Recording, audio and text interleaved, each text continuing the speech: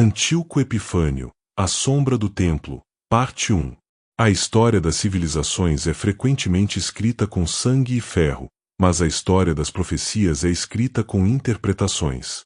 No coração do século II a.C., surge uma figura que se tornaria o maior ponto de discórdia da teologia bíblica, Antíoco IV Epifânio. Para alguns, ele foi o cumprimento final de visões apocalípticas. Para outros, apenas um personagem histórico que serviu de cortina de fumaça para ocultar poderes muito maiores. Hoje, iniciamos uma jornada para desvendar as origens de um sistema interpretativo que moldou igrejas e dividiu estudiosos. Quem foi realmente este homem e por que, séculos depois, ele ainda é o centro de uma guerra teológica? O perfil do tirano. Antíoco não era apenas um rei, ele se via como uma divindade encarnada. Ao assumir o trono do Império Seleucida em 175 a.C., ele não se contentou com o poder político. Ele exigia a alma de seus súditos. Historiadores como Políbio descrevem-no como alguém excêntrico, capaz de atos de generosidade pública e, no momento seguinte, de crueldade absoluta.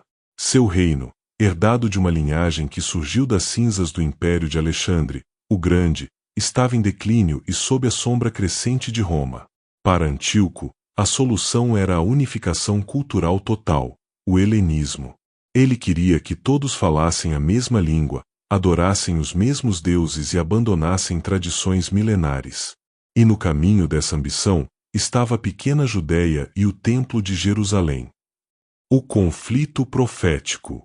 A ligação de Antíoco com o livro de Daniel não é fruto do acaso. Em 167 a.C., ele cometeu o que os judeus chamaram de abominação da desolação. Ele invadiu o lugar santíssimo, ergueu um altar a Zeus sobre o altar de Jeová e sacrificou o animal considerado mais impuro pela lei mosaica, a porca. Este evento é o pilar de sustentação para duas escolas de interpretação. O preterismo afirma que Daniel previu exatamente este momento, e nada mais. Para o preterista, Antíoco é o chifre pequeno que surgiu de um dos 4 chifres do bode grego. Já o futurismo, embora reconheça a atrocidade de Antíoco, insere aqui uma lacuna de 2000 anos. Para eles, Antíoco foi apenas um ensaio, um tipo do anticristo que ainda virá. Mas de onde vieram essas ideias? Quem foi o primeiro a dizer que Daniel terminava no século II a.C.? Os arquitetos do sistema. A história nos revela nomes que muitas vezes ficam ocultos nos bancos das igrejas.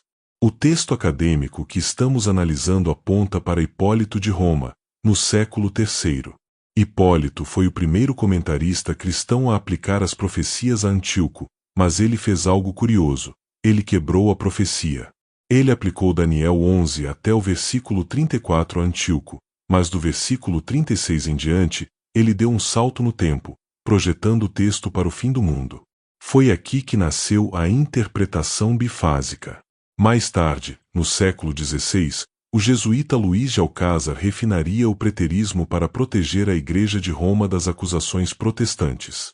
Mas existe um personagem ainda mais enigmático nessa trama: Porfírio de Tiro, o sofista. O sofista e a crítica. Porfírio não era um cristão, mas um inimigo da fé.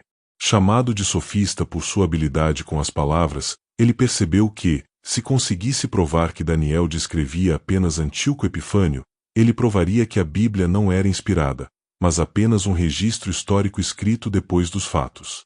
Porfírio foi o primeiro a alegar que o livro de Daniel era uma fraude do período macabeu. Ironicamente, os argumentos deste crítico pagão tornaram-se a base de muitos comentários bíblicos modernos. Como uma teoria criada para desacreditar a Bíblia acabou se tornando a regra para tantas interpretações atuais. Encerramento.